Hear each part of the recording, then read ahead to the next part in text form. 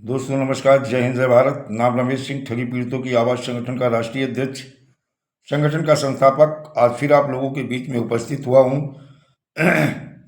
उपस्थित हुआ, लेकिन एक बहुत ही दोस्तों दुखद घटना है, अत्यंत दुखद खबर है। और मैं लोगों से अनुरोध करूँगा कि कोई भी व्यक्ति ऐसा कदम ना उठाए। मैं निवेशकों से बार बार अनुरोध करता रहा कि आप लोग इतना प्रेशर ना बनाएं अभिकर्ताओं के ऊपर कि वो कोई ऐसा कदम उठा लें। और अगर ऐसा प्रेशर बनाते हुए भुगतान में तो बाधा पड़ेगी ही, साथ में गैर इरादतन हत्या का मुकदमा भी पंजीकृत होगा। ये ध्यान में रखिएगा। कानूनी तौर तरीके से भुगतान होगा, विधि सम्मत तरीके से होगा।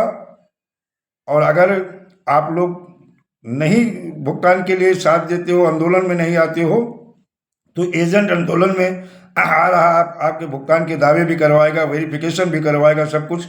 लेकिन ये बड़ी दुखद घटना जो है खुर्दही से है। यानी यल यूसीसी सोसाइटी के बंद होने के कारण अवधेश कुमार निवासी नरेंदी को कई निवेशक आए दिन परेशान करते थे। यल यूसीसी में जमा पैसा वापस मांगते थे, वह प्रताड़ित करते थे, जिससे अवधेश कुमार जी का परिवार काफ़ी परेशान था।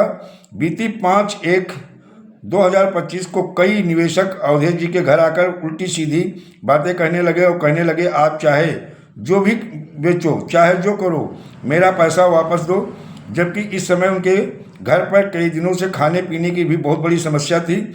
इसी से परेशान होकर रात में अवधेश जी धरने पे थे और अवधेश जी की पत्नी ने बच्चों को सुलाने के बाद फांसी लगाकर जीवन लीला समाप्त कर ली। बहुत ही दुखद है, बहुत दुर्भाग्यपूर्ण है। ऐसा कृत्य कोई न करे। वो महिला हैं और शायद इस पीड़ा और दर्द को बर्दाश्त नहीं कर पाई। और लोगों को ढांढस बनाना चाहिए, तो निवेशकों को इस बात को सोचना चाहिए था। और हम अब विधि सम्मत तरीके से, जब भुगतान के दावे की भी चर्चा हो रही है और हाई कोर्ट में भी सेंट्रल रजिस्ट्रार अपने टाइम पे वो रिपोर्ट देगा, आईवी फार्म 6 भी भरा जाएगा जिसमें आपके भुगतान के दावे होंगे। मान लो भुगतान के दावे हुए, आपका भुगतान हो गया, ये क्षति तो आपकी पूरी हो जाएगी। लेकिन जो ये आपके प्रेशर की वजह से आपने उल्टा सीधा इतना प्रेशर दबाव बनाया, लेकिन ये क्षति कैसे पूरी होगी? क्या निवेशक का पैसा मिल गया? बल्कि हम अब ये मांग करेंगे कि अगर ऐसे अनावश्यक परेशान करके आत्महत्या के लिए उकसाया जाता है तो गैर इरादतन हत्या का मुकदमा पंजीकृत होता है। और मैं मांग करूंगा कि जिन लोगों ने इस तरह का प्रेशर बना करके और आत्महत्या के लिए मजबूर किया है, उन लोगों के ऊपर विधि सम्मत तरीके से कठोर कार्रवाई की जानी चाहिए, जिससे उनको उनकी करनी का दंड जरूर मिले। पैसा से, जिंदगी से बढ़ के पैसा नहीं है। किसी की जिंदगी चली जाए, किसी की वजह से अगर जिंदगी जाती है, तो मैं मांग भी करूंगा, हमारा संगठन पुरजोर प्रयास करेगा कि उन लोगों के खिलाफ कठोर कार्रवाई होनी चाहिए। पैसा तो विधि सम्मत तरीके से आज नहीं, कल कल नहीं, परसों परसों नहीं, वर्षों बाद मिल ही जाएगा, लेकिन इसकी पूर्ति कौन करेगा? हम इस पे लगातार नज़र बनाए हुए हैं। तो हमारा प्रयास रहेगा कि हम जाएंगे और जाने के बाद में ऐसे लोगों के खिलाफ कठोर कार्रवाई की मांग करेंगे। और जैसे भी होगा, मैं थानाध्यक्ष से भी बात करूंगा। और अगर उनके खिलाफ गैर इरादतन मुकदमा पंजीकृत होता है हत्या का, तो अच्छी बात है, उन्हें दंड मिलना चाहिए।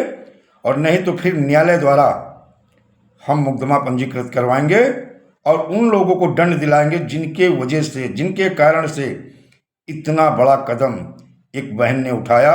और मैं सब लोगों से हाथ जोड़कर निवेदन करता हूँ, प्रार्थना करता हूँ, निवेशकों से भी कहता हूँ कि संगठन से लेकर सारे लोग आपके भुगतान के लिए लगातार दिन रात, मैं बीमार हो गया हूँ, दवा खा खा करके ज्ञापन का प्रोग्राम कर रहा हूँ, जानकारी दे रहा हूँ। आज बहराइच में हमने ज्ञापन दिया और जो वहाँ की अतिरिक्त जिला मजिस्ट्रेट थी, उनसे बात की। उन्होंने आज ही हमारे लेटर को पुलिस अधीक्षक महोदय को भेज दिया है कि जो है, जिससे विधि सम्मत तरीके से कार्रवाई हो सके, निवेशकों का भुगतान संभव हो जाए और अभिकर्ताओं को का उत्पीड़न और उनकी पीड़ा कम हो सके।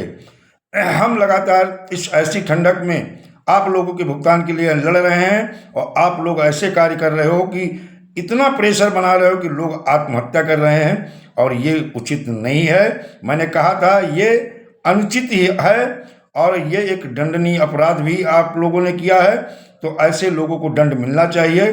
और हम लगातार इस चीज़ पे नज़र बनाए हुए हैं और मुझे लगता है कि पुलिस अपनी कार्रवाई करेगी और शायद शुरू भी कर दी गई होगी, और अगर नहीं की गई है तो फिर हम न्यायालय द्वारा भी उन्हें न्याय दिलाएंगे और ऐसे लोगों को दंडित करवाएंगे और पीड़ित जमाकर्ताओं का भुगतान तो सुनिश्चित होगा।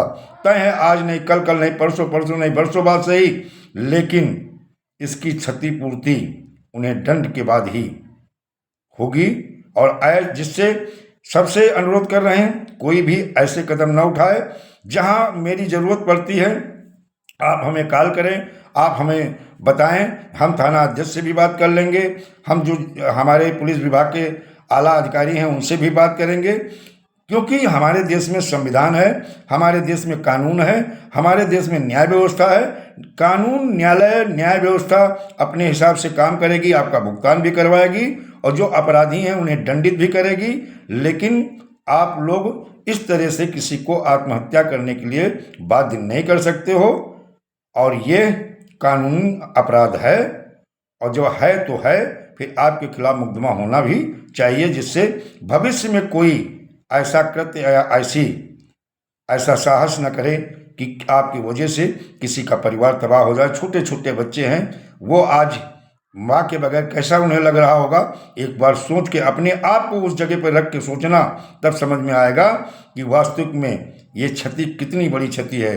दोस्तों, आप लोग परेशान हो, कहीं किसी को ज़रूरत पड़ती है, आप हमें फ़ोन करिए, हमारे नंबर पर संपर्क करिए, हमें बताइए। आपकी समस्या के समाधान के लिए संगठन और हम सारे लोग आपके साथ खड़े हैं, और हर संभव जो भी हो सकेगा वो हम आपको न्याय भी दिलाएंगे, आपका भुगतान भी करवाएंगे और आपका उत्पीड़न भी रुकवाएंगे। दोस्तों, जय हिंद, जय भारत, वंदे मातरम।